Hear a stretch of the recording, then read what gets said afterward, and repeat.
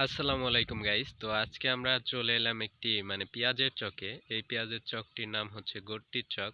মানে কয়েকটি গট্টি, যেমন দোহার গট্টি, কাঠিয়ার গট্টি, আরো কয়েকটি গট্টি মিলে এই চকটি অবস্থিত। তো এই কারণে বলা যায় এই চকটির নাম গট্টির চক। তো আসুন এই চকের চারদিকে পেঁয়াজের কি পরিমাণ তা দেখা যাক। তো গাইস দেখুন, চারিদিকে প্রচুর পরিমাণে পেঁয়াজ। গট্টির চকটি মূলত পেঁয়াজের জন্যই বিখ্যাত।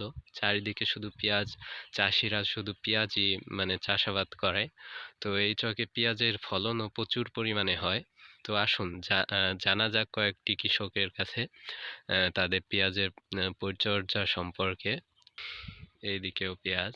তো এই দেখুন, একজন পেঁয়াজের খেতে সাইগুলো কেটে দিচ্ছে, আর ওইদিকে দুইজন পেঁয়াজ উঠাচ্ছে।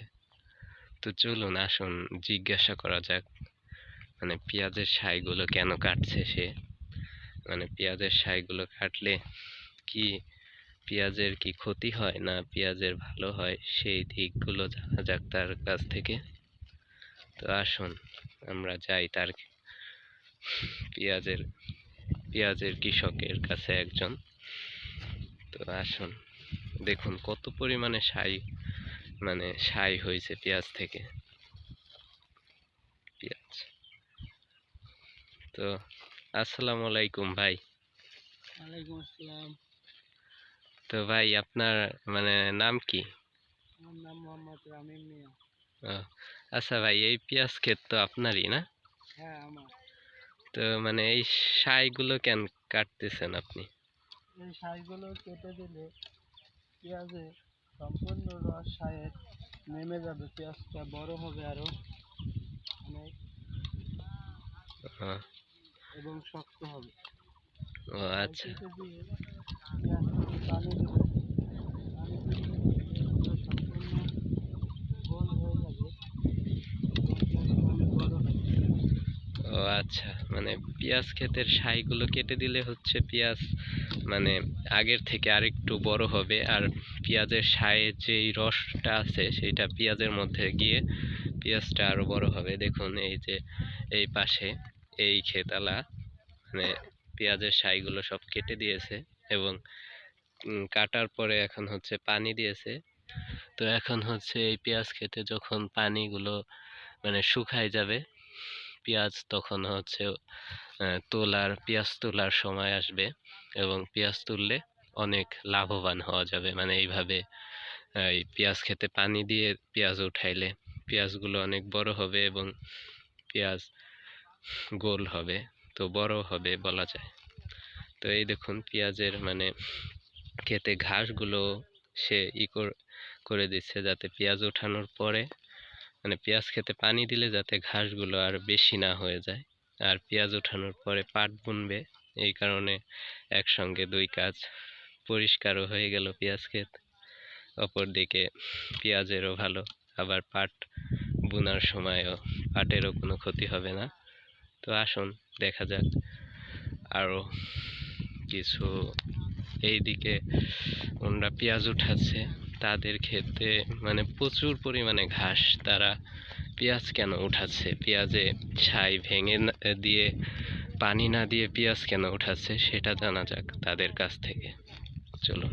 তো আসসালামু আলাইকুম। ওয়ালাইকুম আসসালাম। তো ওইদিকে দেখলাম এক ভাই পেঁয়াজের ছাই কেটে দিচ্ছে, আর আপনারা এইদিকে পেঁয়াজ উঠাই ফেলাইতেছেন এত তাড়াতাড়ি কেন? উঠে লাইতে কালি উঠে গেছে। কালি উঠে গেছে? ও ও তো পেঁয়াজের কালিগুলো কাইটে দিতেছে, তারপরে পানি দিবে, তা আপনারা এত তাড়াতাড়ি পেঁয়াজ উঠাই ফেলাইতেছেন? ওই যে সারা হয়ে যাইতেছে, কালি থাকলে আপনি কি বিয়েতে কোনো কাম হবে না, তো সারা হয়ে যাবে। সারা হয়ে যাবে। আর আপনার সারা হয়ে যাবে, সারা কোনো কাম হবে না। আপনার পেঁয়াজ এত ছোট ছোট, আর অন্য পেঁয়াজ অনেক বড় বড়। আরে তাই? অফিসে দানা আনছিলাম, এই দানা হ্যাঁ। আনছিলাম 16,500 টাকা। হুম। সেই শ্রাবণ মাসে টাকা দিছি। হুম।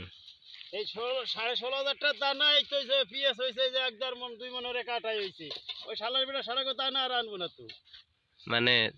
তারা আপনার সাথে দুই নাম্বারই করছে 2 বলা যায়। নাম্বারই করছে। 2 নাম্বার। অফিস দেখা 1 নাম্বার হয়ে যায় 2 নাম্বার। ও আচ্ছা। ওই শালার বিনা শালা ধানের বেতন দিছে তাও তাই হচ্ছে। চাইছে 39 ধানের বেতন, দিছে হাইব্রিড ধানের বেতন, হে ধানের ভাত খাওয়া যায় না। ও আচ্ছা, তো মানে পেঁয়াজের খরচ কি কেমন হইলো পেঁয়াজি এই খরচের কাটা পেঁয়াজের? বইতে সার আছে 14-15 কেজি এরিয়া।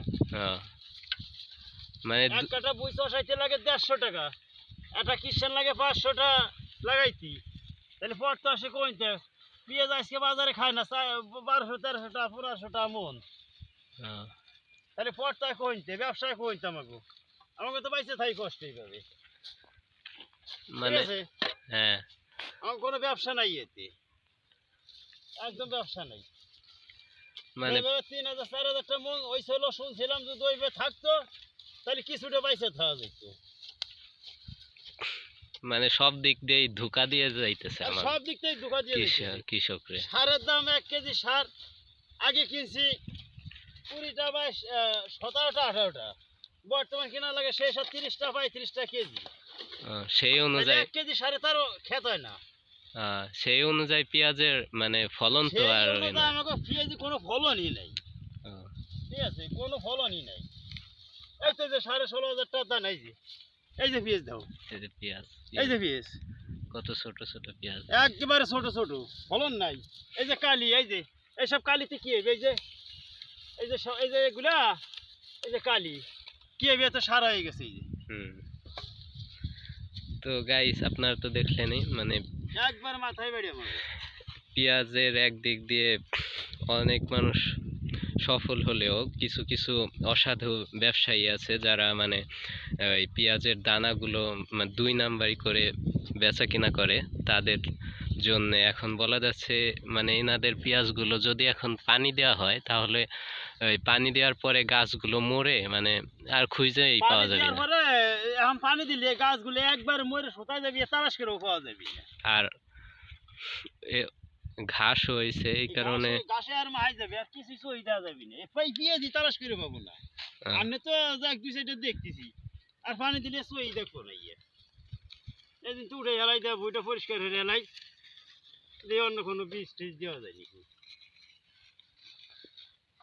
ভালো ভুট্টার বীজ হলে ভুট্টা লাগাবো, ওইটা খরচ নাই, খরচ কম, ওইটা লাগাবো।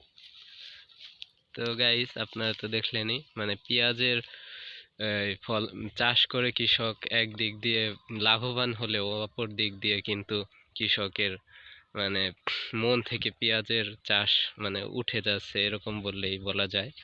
এখন সবাই চাচ্ছে হচ্ছে যেটায় মানে ফলন বেশি আর লাভ বেশি। স্বাভাবিক, এটাই চাওয়া চাওয়া উচিত, কারণ সবাই সবার লাভটাই বুঝে। আর কারো মানে কেউ তো আর চায় না যে তার লস হোক। তো গাইস দেখলেনই পেঁয়াজের কি অবস্থা। আজ আবার দাম আগের মতো নাই, দাম কমে যাচ্ছে পেঁয়াজের। তো গাইস আজ আজ এই পর্যন্তই।